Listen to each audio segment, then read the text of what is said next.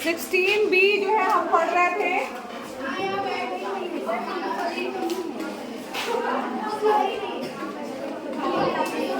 Pride का यानी संभावना पढ़ रहे थे, जिसमें हमने एकदम शांत रहिए, जिसमें हमने जो है पढ़ा था कि पासे जो है अगर फेंके जाएं तो किस तरीके से, या तो फिर सिक्का उछाला जाए तो किस तरीके से हेड या टेल आने की संभावना है। इसी प्रश्नों में आगे बढ़ते हुए देखो यहाँ पर क्वेश्चन नंबर 6 जो दिया गया है, 3 सिक्के एक साथ उछाले जाते हैं। सिक्के जो 3 सिक्के होंगे वो 3 सिक्कों में क्या होगा, या तो हेड होगा या तो टेल, है ना, यही होगा ना। या तो हेड हो सकता है, या तो चित आएगा, या तो फिर पट आएगा। ठीक है, तो चित मतलब चित किसको बोला जाता है? चित की अगर हम बात करें उसको क्या बोला जाता है? हेड, है ना। और इसको ये होता क्या है चित, जिसमें जहाँ पे शेर का निशान बना होता है वो क्या कहलाता है आपका? चित। वही उसी को चित बोलते हैं ना, सिक्के में जहाँ शेर का निशान रहता है। अशोक चक्र वाले जो शेर का निशान रहता है वो क्या कहलाता है? चित। और पट क्या हो जाएगा? पट जहाँ पर अंक लिखा रहता है ना, 1 रुपए का सिक्का है, 2 रुपए का सिक्का, 5 रुपए का सिक्का है, तो वो ये कहलाएगा। एक थोड़ा शांत रहो तुम लोग, तभी समझ में आएगा। तो हमारे पास में सिक्का जो है उसमें या तो चिट हो सकता है या तो पट हो सकता है। और हमारे पास सिक्के कितने हैं? 3। अब यहाँ पर बोला गया है कि 3 सिक्के एक साथ उछाले जाते हैं, तो निम्नलिखित घटनाओं को समुच्चय के रूप में लिखना है। तो यहाँ पर लिखा है पहला, कोई चित्र प्रकट नहीं होता। पहला दिया है इसका, कोई चित्र प्रकट नहीं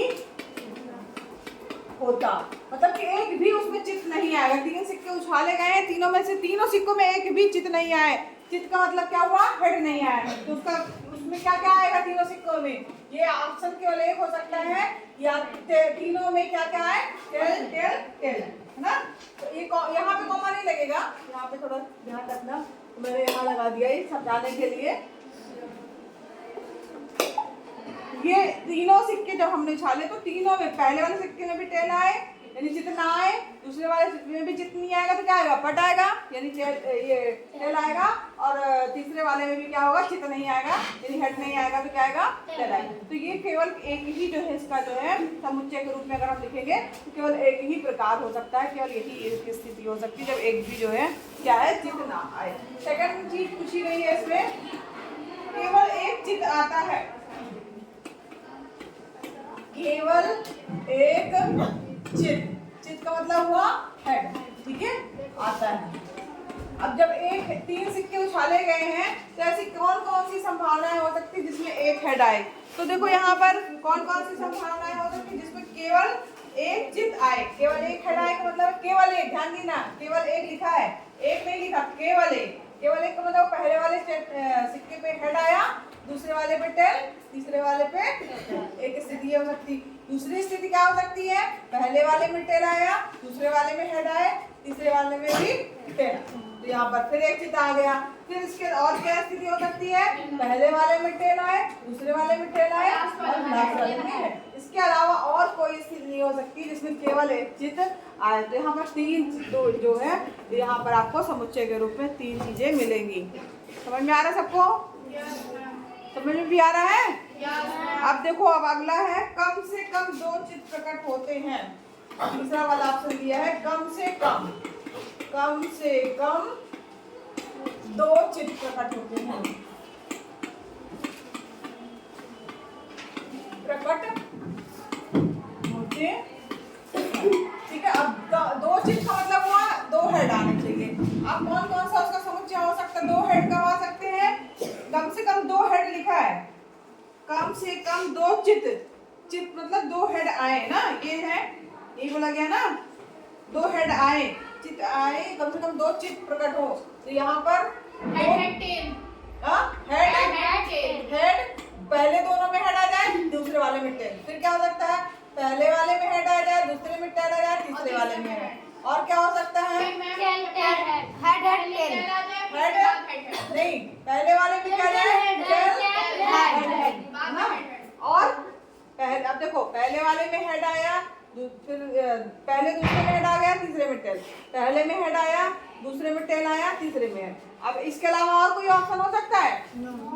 अरे देखो ध्यान से, और एक ऑप्शन हो सकता है, कम से कम 2 चित लिखा है, तो ये भी हो सकता है तीनों में चित आ जाए। हाँ, हेड भी आएगा। अरे हेड तीनों में हेड आएगा, तो इसका मतलब 2 चित कम से कम है और तीनों में भी चित हो सकता है। ठीक है, तो यहाँ पर ये 4 ऑप्शन आएंगे, क्योंकि कम से कम 2 तो है ही, तीसरा भी हो सकता है, तीनों में हेड आ जाए। चलिए, अब चौथा चीज क्या पूछा गया है कि तीनों चित आते हैं, तीनों चित आते हैं। अभी कैसी स्थिति हो सकती है तीनों में चित आए? तीनों में चित आते हैं, तो क्या होगा? चित का मतलब हुआ हेड, तो हेड आएगा तो तीनों में हेड आएगा, एच एच एच। तो ये स्थिति केवल एक ही हो सकती है ना, क्योंकि 3 ही सिक्के और तीनों में हेड आ गया, केवल स्थिति एक ही हो सकती है। तो इसका समुच्चय के रूप में जब हम लिखेंगे तो केवल एक ही आएगा। समझ में भी आया सबको? सिक्के को हमने 3 बार उछाला है, हेड और टेल आ रहा है, और इस प्रकार से जो है ये हो गया। चलिए आगे बढ़े। अब देखो इसी तरीके से है, क्वेश्चन नंबर 7, 8, 9 एक जैसा ही है, तो हम यहाँ पर क्वेश्चन नंबर 8 लेके चल रहे हैं। क्वेश्चन नंबर 8 को हल कर लेते हैं। 8, हाँ 7वां 9वां होगा। 8वां क्वेश्चन जो है वो दिया गया है कि 2 पासों को एक साथ फेंकने पर दोनों पर विषम अंकों के ऊपर आने की घटना का समुच्चय लिखिए। पासे कितने हैं? 2। ठीक है, पासे कितने हैं? 2 पासे हैं। ठीक है, अब पासे जो दिया हुआ है 2 पासे, अब 2 पासे हैं, उसमें अंक कौन कौन से होते हैं? पासा समझ रहे हो? डाइस समझ में आ रहा है? डाइस समझ रहे हो ना? अरे यार इतना वो खेलते हो तुम लोग को पता नहीं है? 4 अंक 1 अंक ऐसे बना नहीं रहता? लूडो खेलते हो, उसमें जो फेंका जाता है पासा। तो ये जो 2 पासे हैं उसमें अंक होते हैं 1 से लेकर के 6 तक के बीच में अंक होते हैं ना, 1 2 3 4 5 6 अंक होते हैं। तो यहाँ पर एक साथ फेंकने पर, अब दोनों 2 हमने डाइस लिए हैं और उसको फेंका, एक साथ हमने फेंका, तो उसमें दोनों पर विषम अंक आने की। अब विषम अंक का क्या मतलब हुआ? विषम अंक कौन कौन से होंगे? 2 पासे के कुल अंक कितने हैं? 6 है मैम। कुल अंक कौन कौन से हैं? 1 2 3 4 5 6। ठीक है, और विषम अंक कौन से हो जाएंगे? 1 2 मैम। 2 कहाँ होगा? 2 विषम संख्या है।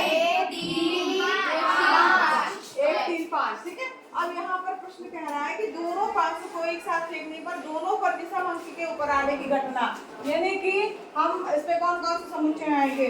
पहले पासे में 1 आ जाए, दूसरे पासे में भी 1 आ जाए। समझ में आ रहा है?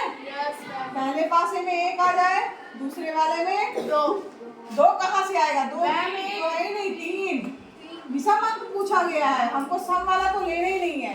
फिर क्या हो सकता है? पहले पासे में 1 ही आ जाए, दूसरे वाले में क्या है? 5। समझ में आया है? इसके बाद नेक्स्ट क्या होगा? इसी तरीके से पहले पासे में 3 आ जाए और दूसरे वाले में 1, पहले पासे में 3 आ जाए, दूसरे वाले में 5, और एक स्थिति आई होगी, पहले में 3, दूसरे में भी 3, पहले में 3 और दूसरे में भी 3। समझ में आ रहा है? ये दोनों देखो, दोनों पासों को फेंकने पर विषम अंक के ऊपर आने की संभावना का हम समुच्चय बना रहे हैं। 5 6 कहाँ? 6 विषम संख्या है ही नहीं बेटा, विषम संख्या केवल आ रहा है। विषम में हमारे पास 3 ही अंक है, पहले में 1 आ गया तो बाकी क्या कॉम्बिनेशन हो सकता है? दूसरे में 1 भी आ सकता है, 3 भी आ सकता है, 5 आ सकता है, फिर 2 और 3 भी तो होगा मैम। तुमको बिल्कुल समझ में नहीं आता क्या? 2 तो विषम संख्या है ही नहीं। पहले विषम संख्या ध्यान में रखो क्या है? 1 3 5, बस हमको यही अंक लेने हैं। दोनों पासों में जब यही आएगा तब वही हमको लिखना, वही समुच्चय है हमारा।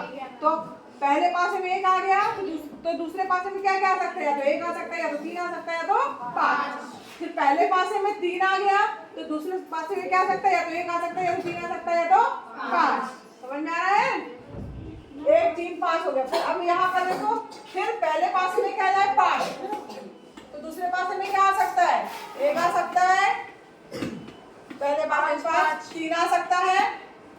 नहीं, यहाँ नहीं। और क्या सकता है पहले पास में 5 को दूसरे पाँच पास पाँच 5 भी आ सकता है। और कोई स्थिति बन सकती है क्या? और कोई स्थिति नहीं बनेगी, केवल इतनी ही स्थितियां बनेगी। कितनी है टोटल? काउंट करिए। बस इतना ही समुच्चय हो सकता है। यानी कि सबसे पहले आपको वो अंक देखने हैं, फिर पहले पासे में पहला अंक रखा तो दूसरे पासे में क्या कर दिया हमने, ये 3 में से कोई आ सकता है। फिर क्या किया, 3 को रखा हमने तो दूसरे वाले में ये 3 में से कोई आ सकता है। फिर क्या किया, पहले पासे में 5 आ गया तो दूसरे पासे में क्या आ सकता है, 1 3 5। तो बस वही किया सब में, 1 3 5 1 3 5 1 3 5। दूसरे पासे को हमने पहले पासे को एकदम स्थिर किया है, 1 में 3 में 5 में, तो दूसरे पासे में क्या क्या आ सकता है, 1 3 5 में से कुछ भी। तो ये कॉम्बिनेशन बनेंगे। इसके अलावा कोई कॉम्बिनेशन हो सकता है क्या? इसके अलावा कुछ नहीं, 9 ही ये जो है समुच्चय बनेंगे। ठीक है, दोनों के विषम। यहाँ पे ऊपर लिख देना, यहाँ पर हेडिंग, यहाँ पे क्या लिखोगे कि दोनों पासों को एक साथ देखने पर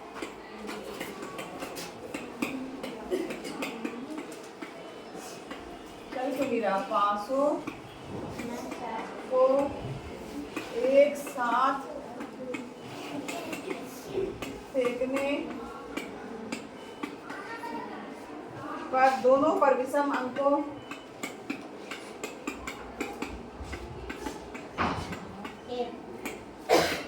जाओ बढ़ा रही है ना, जाओ अंकों के वही रंग तो टिफिन आगे वही चेक अंकों के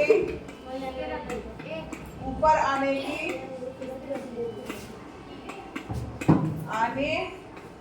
की घटना का समुच्चय। घटना का समुच्चय समझ में भी आया है ना बच्चों?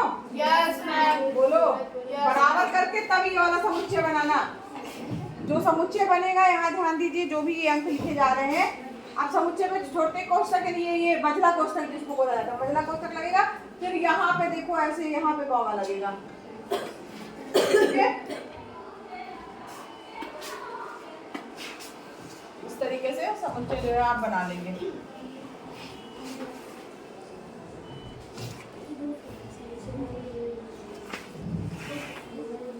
चलिए, अब ये प्रश्नावली 16 भी कंप्लीट हुई है और ये यहाँ पर चैप्टर हमारा खत्म हुआ है। 6 17 जो है वो अब स्टार्ट करेंगे। ठीक है।